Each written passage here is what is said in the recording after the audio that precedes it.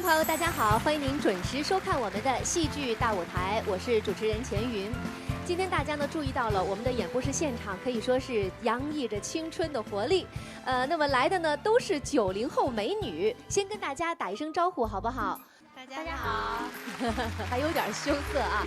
那么介绍一下，他们都是浙江小百花越剧团的新生代演员们。这样我们一个一个自我介绍一下好不好？叫什么名字啊？唱的是什么流派？今年多大了？来，我们从张亚洲开始吧。大家好，我是来自浙江小百花越剧团的尹派小生张亚洲，今年21岁，谢谢。大家好，我是浙江小百花越剧团的青年演员陈丽君，尹派小生，今年23岁。大家好，我是浙江小百花越剧团的花旦演员，我唱的是吕派李云霄，今年21岁，谢谢。大家好，我是来自浙江小百花越剧团的何青青，副派花旦，今年23岁。大家好，我是来自浙江小百花越剧团的范派小生洪帅，今年21岁。再次欢迎你们。这儿呢也要特别介绍一下，这个5位呢都是2年前毕业于浙江省艺校小百花班进入了越剧团的。那么这个班呢也是自培养了毛维涛等一批越剧中坚力量以来，24年首度定向招生培养越剧人才，可见小百花剧团呢对这批青年演员的希望之高。这个小百花班是历时5年制。我们当时提出一个教学的理念，就叫科班制和学院制相结合，也就是说把学院的那一套应试教育的方式和我们原先过去，比方说像京剧的傅连成啊等等这些科班的那种教学方式，也就师徒制的那种，更加的就是打好那种梨园行的那种基本功吧。可能比学院里头更要扎实的去讲究技术。那么这个班呢，我们通过5年这样的这个比较特殊的一种教学方式之后，显现出一个很好的一个成效。那我们知道，前不久啊，你们在上海举行的越剧嘉年华的系列活动当中呢，也是排演了一出应该说是浙百的经典保留剧目《舞女拜寿》，我们5位都参加了演出的，是不是？当时在后台真的让我们看到了非常感人的一幕，毛院长啊，包括我们就是剧团的领导都在为青年演员们忙前忙后，包头啊、盯场，好像比自己演出还要紧张，是不是有这样的感受？是的，毛老师亲自过来说，你们所有小生的头都由我来包。所以为了年轻一代呢，我们的前辈老师们真的是不遗余力。好像我们记得在这个演出结束之后，李云霄吧在自己的朋友圈发表了很长的一篇那个感言，是吗？今天手机带来了没有？带了。能不能当场读一读那天？可以。很长的一段文字，我们来听一下，说了点什么？其实来上海天蟾逸夫剧院演出，我是真的有不一样的感触。我还记得是07年的时候，我还是一个非常狂热的小戏迷，就是在逸夫剧院看的我第一次现场看的越剧演出。然后我还记得那时候看的是王志平老师的《西园记》。我清楚的记得那时候还有我的一个非常要好的一个姐姐陪我去的，然后转眼之间就是8年了，我自己成为了一个专业的演员，然后呢又来到了这个地方，就表演了舞女拜寿。我觉得这是命中注定的一种缘分，就是小百花实现了我的梦想，而且教会了我很多很多，更多的就是还有提高了我对艺术包括对越剧的一种审美。如果说除去作为一种职业的责任的话，我面对同一个舞台，然后自己的内心，还依旧有着像当初那种很纯洁，很纯粹的喜欢，还有那种不可磨灭的神圣。一点都不夸张，8年过去，我只觉得这次来上海演出就是我成长当中的一个小小的足迹。我希望接下去我自己保持那份初心吧，跟我的姐妹们一起就是快乐享受的学习、工作、唱戏。这个好感人呢，这个真情告白，对越剧也是对越剧小百花的，我们掌声送给李元宵，好不好？谢谢。到底是真情流露自己写的，所以基本上能脱稿了，因为就在自己心底，是不是？对。那么你们作为最年轻的一批小百花，马老师也是希望你们能够接好这个班儿，是吧？那么你们有没有信心做好这个接班人？有吗？有那肯定有。那么怎么来接好这个班呢？因为我们很年轻啊，我们可以带给小百花一些什么新的东西呢？刚才我好像在后台跟洪帅也讨论过，是吧？他也挺有想法的，说说看。可以给小百花带来一种青春的气息，比较有活力。怎么做到呢？因为我们都是90后的，所以会比较活泼，比较活跃。是不是在剧目上啊，对不对？也可以为你们度身一些比较适合你们青春朝气的一些剧目。而且我在想，现在那个粤剧观众呢，大多数都是中年啊、老年比较多，老龄化。那么可不可以就是也吸引一些年轻的观众来喜欢你们的观众走进剧场，从而喜欢这个粤剧，是吧？打开这个市场，太好了。所以我觉得有了这样的信心，有了这样的决心，我们小百花的未来一定会特别的美好。当然还要有实力，才能成为当之无愧的小百花接班人。所以李云霄先来一段露一手，好不好？展示一下我们小百花的风采。好，欢迎。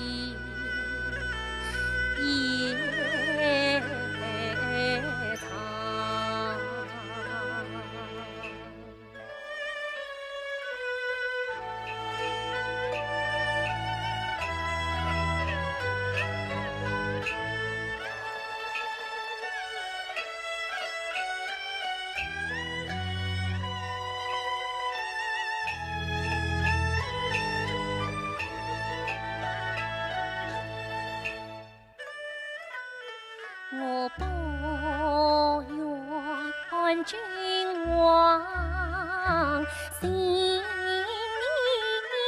薄，恰插旗后来寻马。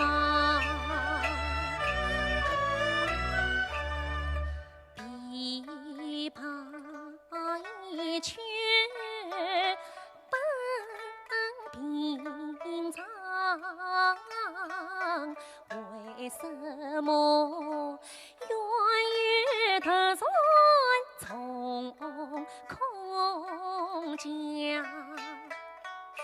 算年的事，此算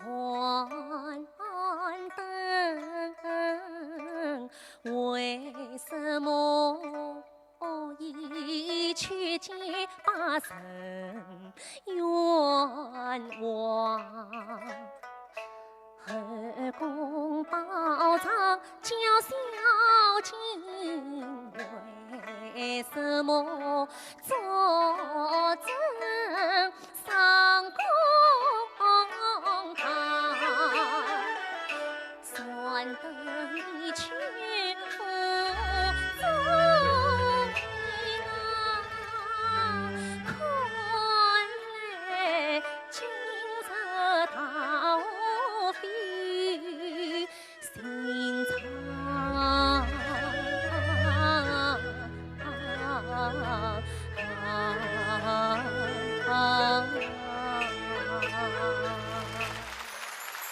谢谢李云霄带给大家这段唱啊，特别的优美。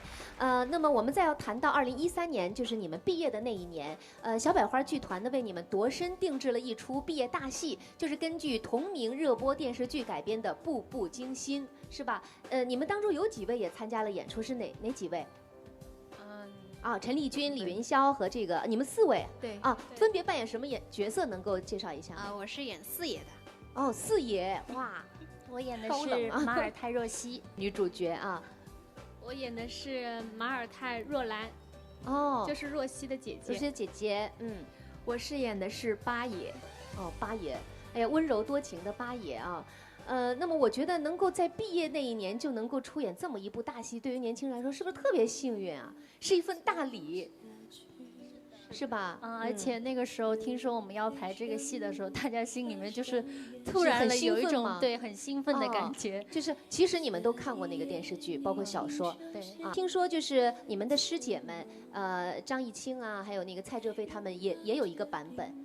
张老师他们就是在我们毕业的时候，就是因为那时候我们不是很成熟，他们也会手把手的辅导我们。哦，就是跟他们一起排的是吗？对对对。这个戏的导演是谁？郭晓楠导演。哦，郭晓楠导演。哦，所以你们有这样的机会跟这个师姐们、跟老师们一起，等于是锻炼进步很大了。因为那个时候我们时间特别紧，基本上是1天排1场，然后正是因为有了他们，对他们先排1场，然后再我们排1场。如果没有他们给我们指导，我估计我是不行的，因为刚毕业的学生嘛，然后一下子排这个大戏，速度那么快，我做梦都梦到郭导在骂我。这么害怕？那你们觉得难吗？这个轻功戏，然后搬到那个越剧舞台，浓缩在2-3个小时时间里面，你们觉得首先要攻克的是什么难关？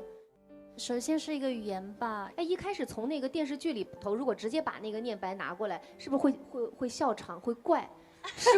试过没有？对，因为越剧的念白是上韵的，所以有些普通话可能我们是用不了的。所以可能编剧在这个上面也花了很多的功夫，是不是？对，是的。好，那么既然说到这个语言这个难关呢，我们现场就要来难一难我们在座的几位啊。我们编导呢，这个特意的挑选了这个电视剧《步步惊心》几个经典的对白，请你们呢用这个粤白来给剧中的人物配个音。我们看看效果到底怎么样，好不好？我们先来看看原版的对白是什么样子的，你们参考一下。冰块脸，天哪！马尔泰若曦，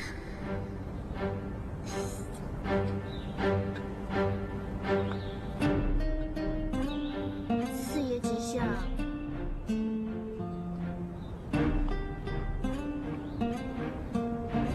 起来吧。你似乎很不想见到我。没，哪敢呢？那你见我就跑什么意思？我刚才突然想到有事，一时没注意到四爷。我看你是心虚，怕我问你当日为什么寻死吧？你越不想说，我越要问。说吧。没有。既寻死又求生的，不想说是吗？算了。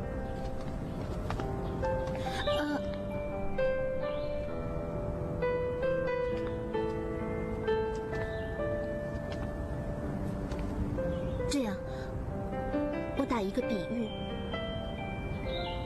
游园惊梦，一觉惊梦，想要梦醒，却醒不过来，该怎么办？6个字：既来之，则安之。懂吗？木强则折。算了，对牛弹琴。这段好像还是挺有难度的，那个来回特别的多，语速又快。你们2位可不可以？准备好了没有？试试看，尽力的这个搭上这个速度，好不好？好，哎，掌声鼓励一下，给若曦，给那个四爷加油！冰块脸，天哪！马尔泰若曦。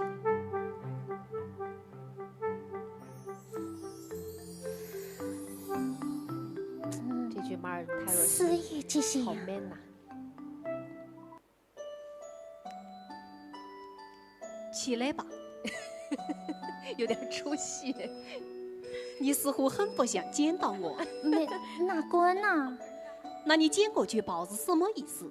我只是刚才想到有点事，还蛮好听的。我看你是心虚，怕我问你当时为什么寻死吧？你越不想说，我越要问，说吧。美鱼。美鱼。基训师与决生的，不想说是吗？说了。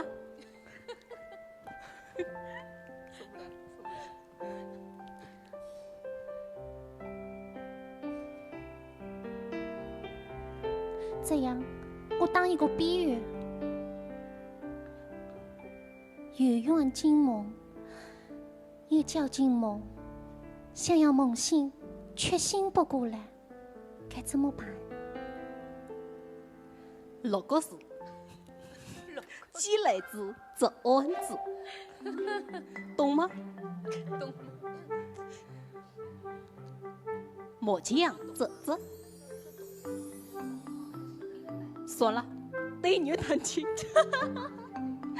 好，太成功了！来，掌声，掌声！哎，比我想象当中要好很多。来。那么，你们点评一下好不好？感觉怎么样？挺好的，我觉得就是，可能花旦念起来会比较顺口一点。对，花旦那个感觉更小声会比较别扭，因为那个字也很高冷的，是吧？对。而且确实不能逐字逐句的这样翻过来，有的字会比较别扭啊。那么，要不要接下来我们八爷也试一下，好不好？好，若曦，再配合一下，我们再先来看一段剧中的经典对白，然后再你们配啊。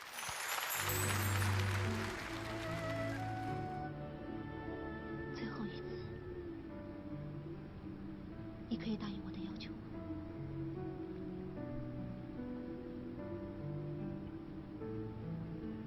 告诉我答案，我要你亲口告诉我，答应还是不答应？若曦，为什么？为什么要逼我？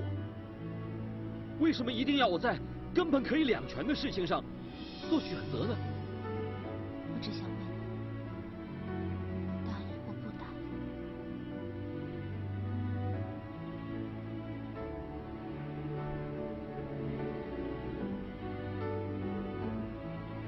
不答应。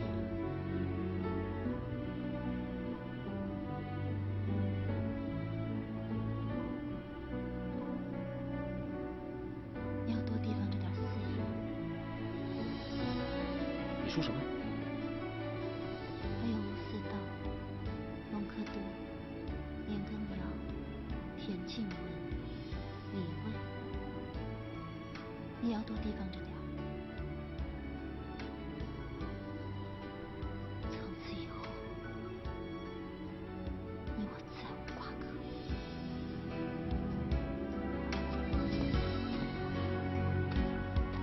若曦，我是个贪生怕死之人，不值得挽留。哦，还是很好看啊，对吧？就在看这个的时候，我们的八爷都在找感觉。好，那就来吧。啊，我们掌声也给他们，好不好？加油！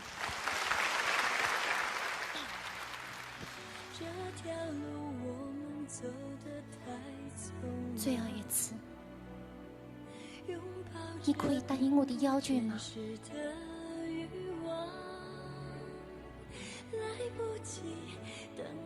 告诉我，我要你亲口告诉我，答应还是不答应？若曦，为什么？为什么要逼我？为什么一定要我在根本可以两全的事情上做选择呢？我只想知道，答应我不答应？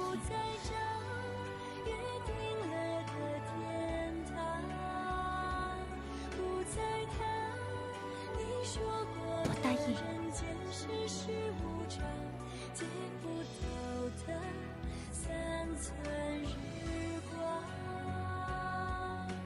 你要多提防着点私意。我与吴四道、隆科多、年羹尧、田静文、李卫，你也要多提防着点。从此以后，你我再无瓜葛。若曦，我是个贪生怕死之人，不值得你爱。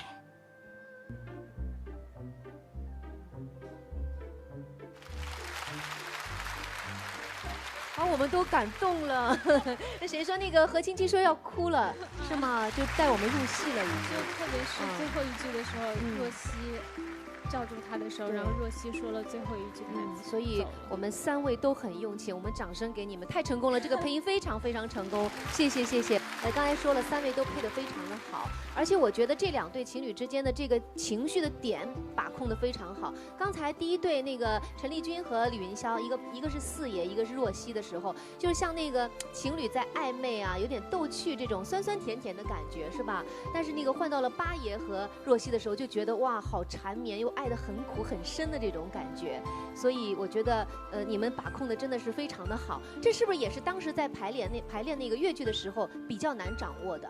我其实当时就是，特别是就是最难的一段，就是他们2个人都跟若曦表白的时候，就赠信物或者示意他们对若曦。一个送什么？一个送了凤雪玉镯，一个送了木兰花簪。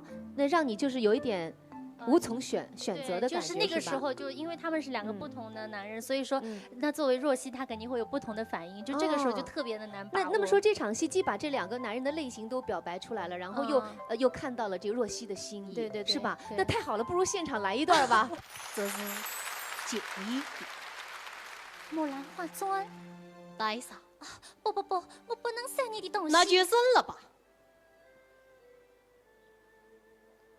有些事情，随着你起的头，恰由不得你解说。好霸气呀！好霸气呀！由不得你说。其实不要看这个样子，霸道。剧中的我还是挺男人的。可以想象，如果穿上那个戏服的话，感觉会更好。好，我们的八爷，深情温柔的八爷，来吧。若曦，这是我娘祖上所传的凤雪玉镯，今日我要呈送于你。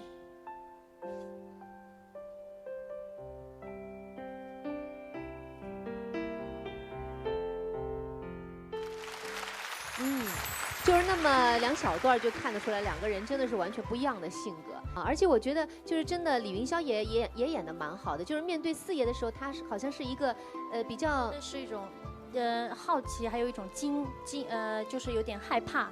就因为我是个现代人，我知道他在后面是一个非常厉害的一代君王，所以说我的内心有点胆怯。对。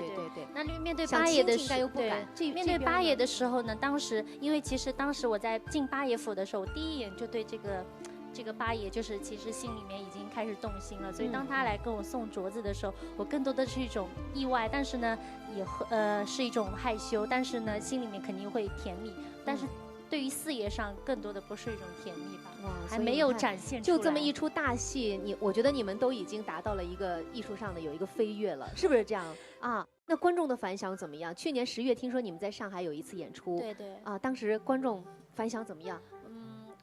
我觉得那个时候就是更多的是我们这个戏也吸引了很多观众，然后年轻观众多吗？对，就是吸引了很多，就是大学生也很多，然后呢，年轻的因为好多就是还有因为看过《步步惊心》电视剧的很多观众也会来现场看。说因为老师告诉我们上海戏比较难唱，因为上海观众对那种剧目演出的要求比较高，然后我们都很紧张很忐忑。但是我记得那天就是有那些阿姨，然后围在台前嘛，结束了，我清楚的记得他们说下次再来啊，再来这样。都说明这个首战成功了，已经培养了一批粉丝了。其实希望你们以后能够多来上海，好不好？这个戏以后还会演吗？会演，一直有在演啊。所以如果大家感兴趣的话呢，可以去剧院来感受一下我们小小百花的魅力。所以一出戏你们进步是非常明显、非常的迅速的，是不是？那么下面呢，我们还要请一位来现唱一段，刚才是李云霄唱了一段，我们就请四爷吧，好不好？四爷陈丽君来一段尹派的《盘棋索妻》的选段，好吗？好，掌声欢迎。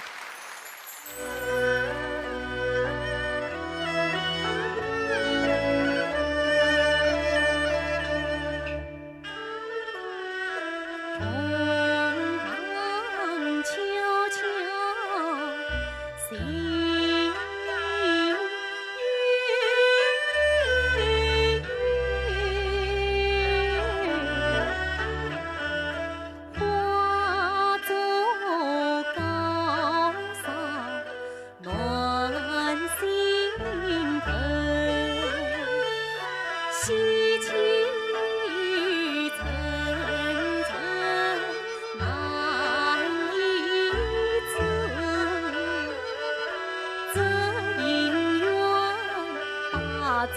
切莫方寸扬声。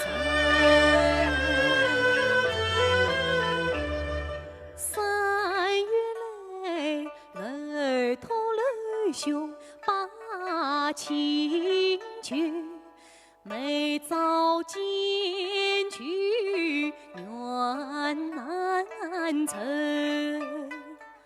从此我思索父亲负心宽，三餐昨晚难相恨，生我死在陈妈妈，夜对冷月恨雨雨，饭中有人我父子诉，一鬓相思铭记呀雪。好容易盼得不定养子孙，撒着了人间鸳鸯城。今日同忙曾夫妻，花早月下永不成。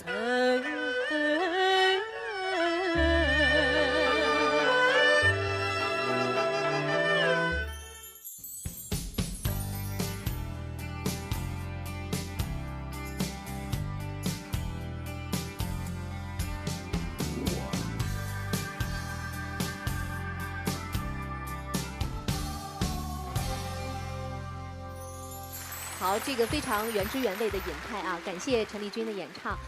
下面呢，我们再来说说你们的学艺经历。我听说你们当中有不少人啊，当时考艺校之前呢，可以说是一张白纸，一点都没有越剧基础的，是谁呢？我们两个哦，是你们两个人啊，正好坐在一起是吧？开始我们两个都是去考声乐的。哦，不是冲着那个越剧班去的，对，就是根本不知道有越剧班这回事儿。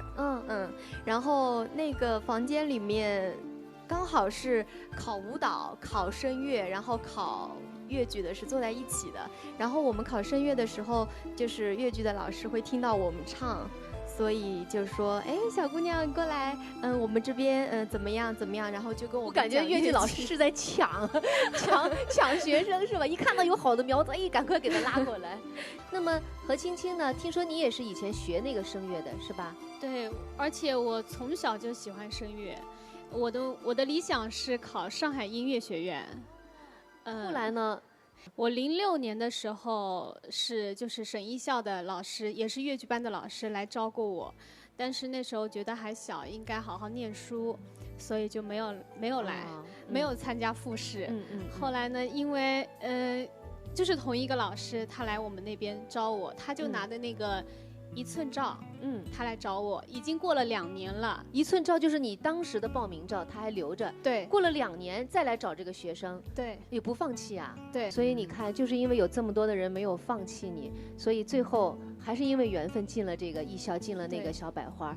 而且我刚才也说了，24年没有定向招生培养过了，所以24年后，老师们发现了这么一个好的苗子，怎么可能放手呢？对不对？所以真的是缘分。那么我们就请越剧好嗓子唱一首歌给我们听听，好不好？一展歌喉，唱哪一首歌？一首民歌，为了谁？啊，好，欢迎。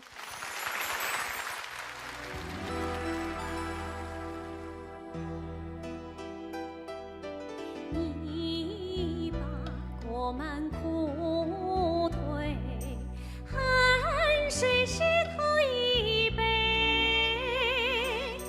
我不知道你是谁，我却知道你为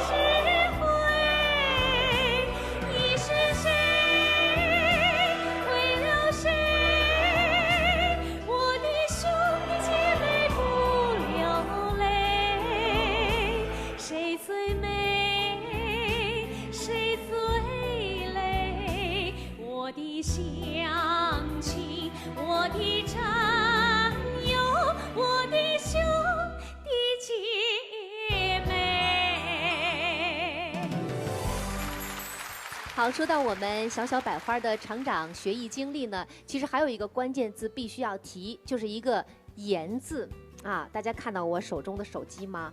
啊，别误会啊，我不是要连线你们的妈妈和老师，不要紧张。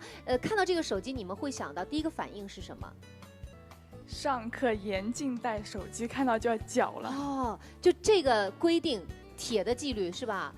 你们那个时候有没有人偷偷带手机给老师收掉的？有吗？哎呦，这个四爷啊，就霸气总裁就是不一样，就顶风作案啊，你有没有？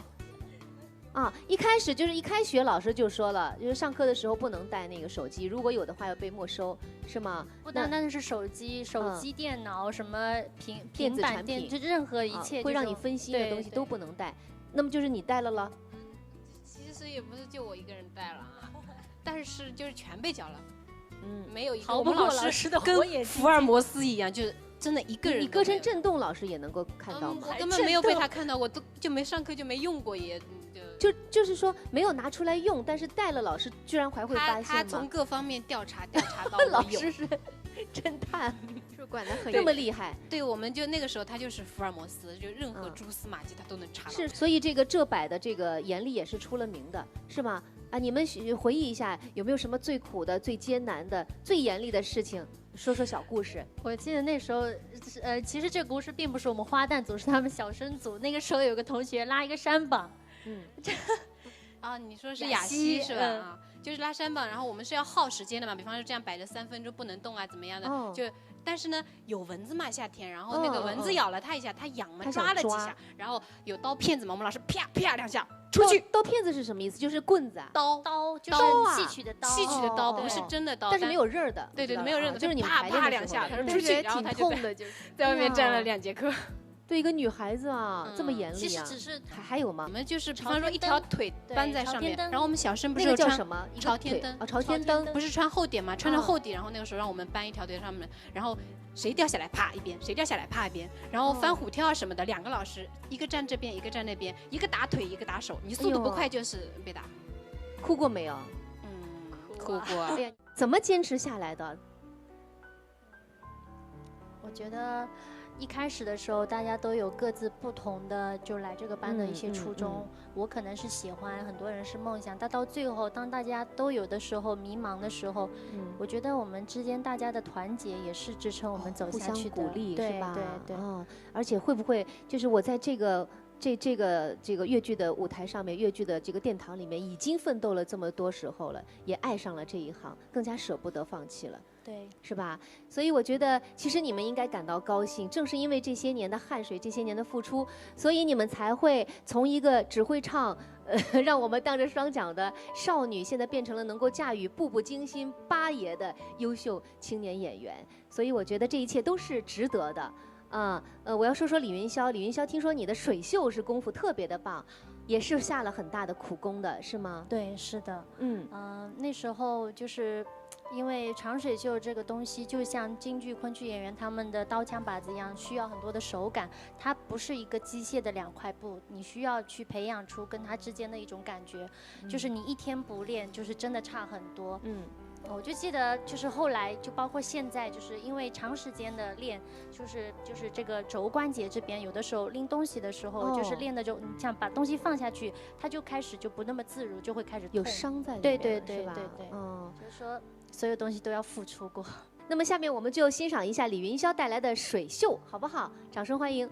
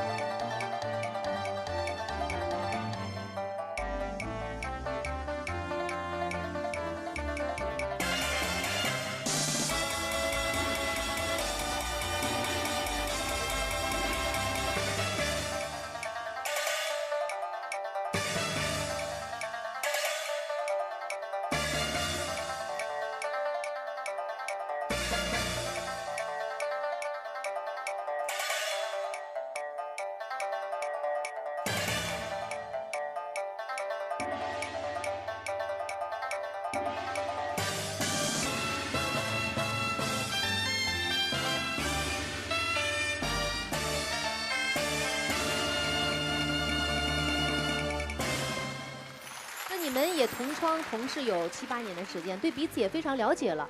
每个人的性格都完全不一样的，是吧？你们里面有没有那种爱哭鬼啊？刚才他说他爱哭，是他吗？是不是经常哭的就是他？是和青青吗？我觉得他哭点泪点蛮低的，就我泪点比较低。八爷嘛，他是属于那种不哭一哭就谁都劝不了他，就止不住的那个决堤了一样的，收不住。他为什么事情哭呢？其实我这个哭就是可能在别人看起来会觉得，你比较娇气，然后说你2句就哭了。其实是我自己在着急，因为我做不好。对我是在急自己。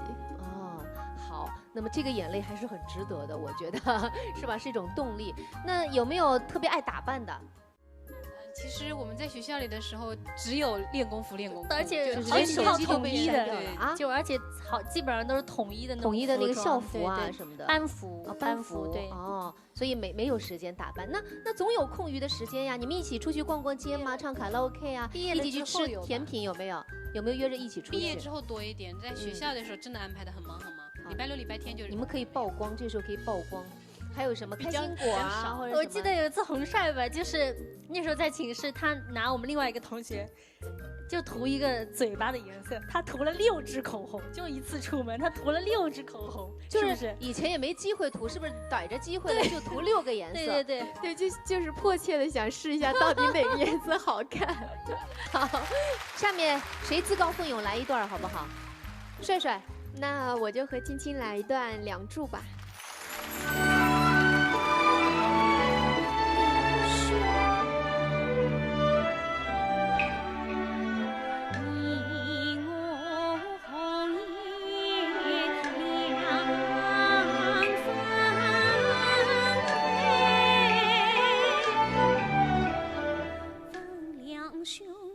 家中可与其芳配，早知与兄的婚配，今日相问为何来？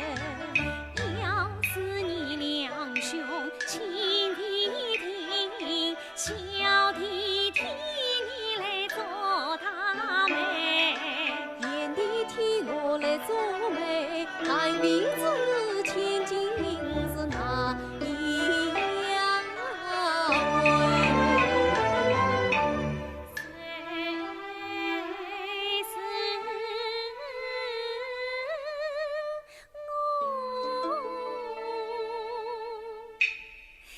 谁是我家小菊妹？她品貌虽像我英台，此次多谢眼里来牛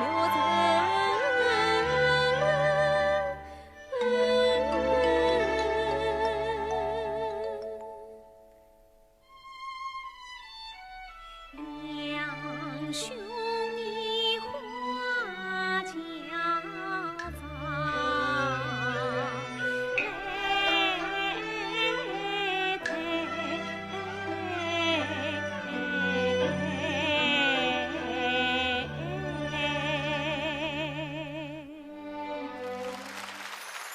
好，刚才呢问了我们的洪帅和何青青啊，他们在进艺校之前呢是一张白纸，没有一点基础啊。但是听说张亚洲之前，是有一些这个粤剧的基础的，是吗？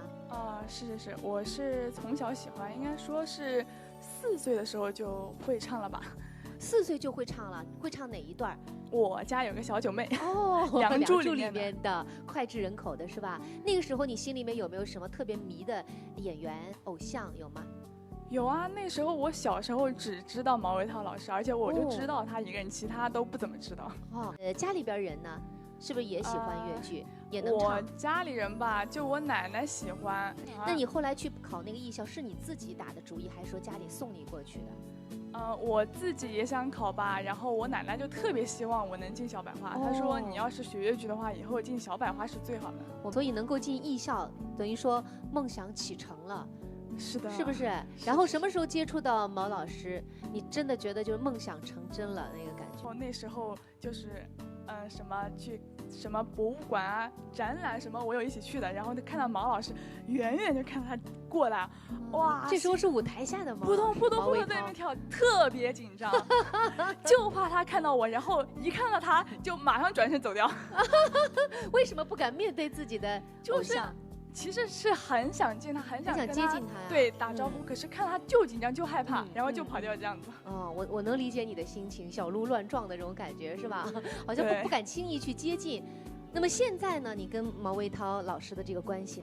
毛老师就是之前在学校里的印象，感觉好像，因为好像平时也不怎么接触得到，然后就是光看到光有个形象是舞台上那种高大上的形象嘛，那平时私底下生活也不怎么接触得到，除非是现在进了团之后啊，我进团已经1年多了吧，快2年，然后跟他接触下来，发现他还是挺和蔼可亲的啊，有时候特别是这次上海嘉年华演出，然后给我们包头啊、画鬓发，那我第一次啊，就是很感动，对，很亲切。哦，就是从那个比较远距离不可亲近的偶像，然后就变成了像姐姐一样的那种，是的，是的，艺术家的感觉啊，太好了。那么你现在学的是尹派？是进校之后，然后老师唱腔老师会给你分派别的，然后我一直是宋普南老师教的嘛，宋老师是毛老师的老师，然后对，然后我们。那么你有没有得到过毛老师的一些手把手的辅导呢？有机会吗？有过，就是学校去沈阳参加比赛的时候嘛，然后有来到团里让毛老师帮我看看戏啊之类的，然后有这样手把手教过，不过机会不是特别多。是，好好努力，好好加油！我们相信张亚洲也能成为像毛卫涛那样的非常杰出的尹派小生啊。那么接下来就来一段尹派代表作吧。可以，那接下来我就来一段毛老师尹派代表作《陆游与唐婉的浪迹天涯》。好。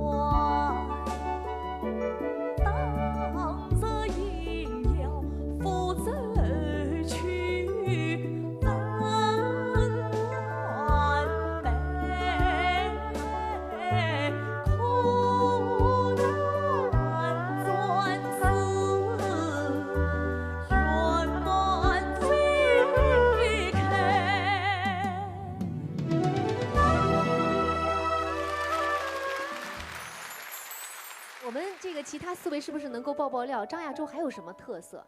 他有什么爱好或者有什么特长？舞蹈吧，他跳爵士舞，他还能跳舞啊？对对对，哦，很帅的那种份儿，是不是？这个爵士舞是怎么学的呢？我学这个舞蹈也是为了考小百花越剧团去专门学的舞蹈。那为什么学了爵士舞而不是民族舞或者什么？我觉得个人的气质啊，还有喜好啊，可能会偏向于这类的舞蹈吧。你喜欢比较帅酷的？是的，可能是因为学小生的原因。那练了多少年？没有的，就是当时学的。现在还跳吗？现在还会有机会跳吗？现在？除非是演出需要吧，好像平时也就自己弄啊。一般的话不大跳。自娱自乐。哎，你们团庆啊什么的，有没有机会张亚洲跳过那个爵士舞？有这个机会吗？好像还没有吧。那么你觉得学了这个爵士舞对你的小生的表演有帮助吗？在形体方面还帮助挺大的吧，因为演员比较就是吸收各方面的那种什么养料啊，来充实自己，然后特别是对形体训练用协调性有很大帮助。说不定什么时候能够用上，真的，功夫都在戏外嘛，特别好。我们青年演员就应该博采众长。那今天这个舞台就属于你了，接下来的时间也属于你，秀一段爵士舞，好不好？好，掌声送给张亚洲，好期待。I am an endangered species, but I sing no victim song. Well, well, well, well. I am a woman. I am an artist, and I know where my voice belongs.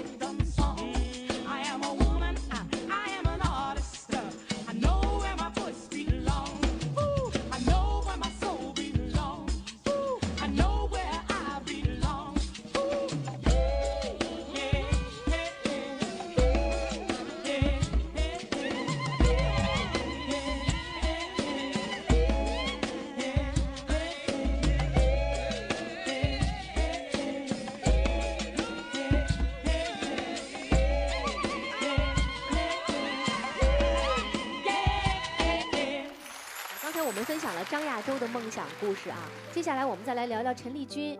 听说你是从花旦改行学的小生啊？对的，我跟亚洲一样，其实我也是学了8年的越剧，只不过不同的是，我前3年学的是花旦。然后我是考进小百花班之后，然后老师让我改的小生。那都学了3年了，这个突然改行，你是不是不能接受呢？对，我是不肯的，因为那个时候也是学花旦也拿过一点奖，然后女孩子嘛肯定已经得到过一些肯定了，对吧？对，女孩子又喜欢漂漂亮亮一点嘛。然后老师第1次跟我讲，我不愿意，然后他也没再说什么。第2次又跟我讲，那我还是不肯，然后我还去跟其他老师说啊，老师我能不能不改小生啊之类的。然后第3次。我们老师是先礼后兵，第3次就比较严肃了，然后我就改了。但是呢，那个时候不是很心里面有点对，不甘心，我还哭了。但是幸好他给我改了，如果没改的话，指不定现在步步惊心啊，我可能演了哪个宫女吧。对啊，有这么优秀的若曦在这里。对，拼不过，是不是啊？所以那时候现在想想，挺感谢老师当时的英明决策。要不是他这么，他肯定看到了你身上小生的潜质啊。对我学花旦也太高了。那么改行学小生以后是不是也挺艰难的这个过程？所有东西从头开始学，就是我得忘记掉所有以前学过花旦的。我一开始学的是武戏，就是林冲叶迸打的基础。一上来就这么难的戏？那是第1年，就是第1个剧目就是林冲叶迸，真的很难，很辛苦。要突然转型变成一个。对，小生还是一个武生、武教头是吧？那种林教头。对。所以我想不论是小生还是花旦，是金子是好演员，他总会发光的。所以今天听说陈丽君也准备了一首特别能够表达她心情的歌，要献给我们电视机前的观众，是一首什么歌曲呢？是一首不管有多苦。感谢我老师们对我的严格教育，感谢他们对我的培养。好，太棒了，来掌声。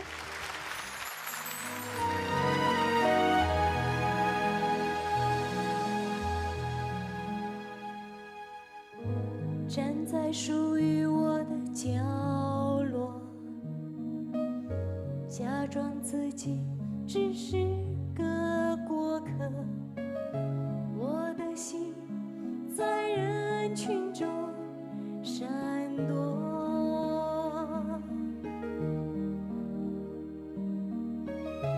不懂我们之间这份真情犯了什么错。若你不是你，而我不是我，那有多快乐？不管与你的路有多苦，我只想要拥有最后的祝福。再多的伤害我都不在乎，愿你我挣脱一切的束缚。不管与你的路有多苦，擦干眼泪，告诉自己不准哭。我不怕谁说这是个错误，只要你我坚持，永不认输。从步步惊心到舞女拜寿，我们看到了小小百花们正在迅速的成长当中。那么在节目的最后呢，我们也一起来听一听毛维涛老师对你们的寄语和期望，好吗？我想告诉他们，学习是很苦的，但是你如何能够让自己在苦中去享受这份快乐？所以我一直去一些大学呀，或者一些采访当中，我经常说，就是如果我想要告诉他们有一个或者说我的寄望，或者说和他们也是共勉的话，我觉得心无旁骛吧，就是一辈子做好一件事情，用自己的一辈子去做好越剧，去在舞台上很好的展示自己的生命。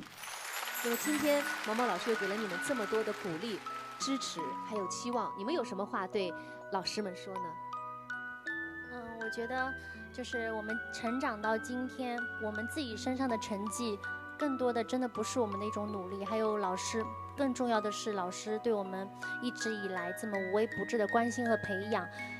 如果说没有老师们一路以来的坚持，我们也不会有今天这样的成绩，不会有我们现在的四爷、若曦和八爷，很多很多的角色都不会有。总之我们大家用一句话来感谢一下，对我们所有老师一起说，是吗？对对对对，谢谢老师们，我们会加油的，小百花的未来看我们的。哇，这个姑娘们心都很细，给你们掌声，真的。我想今天真的是很开心啊，能够和浙江省小百花越剧团的新生代的演员们有这样一次亲密的接触。我们欣喜地看到他们有梦想，同时也有着追逐梦想的勇气和实力。在这儿呢，也衷心的祝愿这些青春靓丽的女孩们前程似锦，绚烂绽放。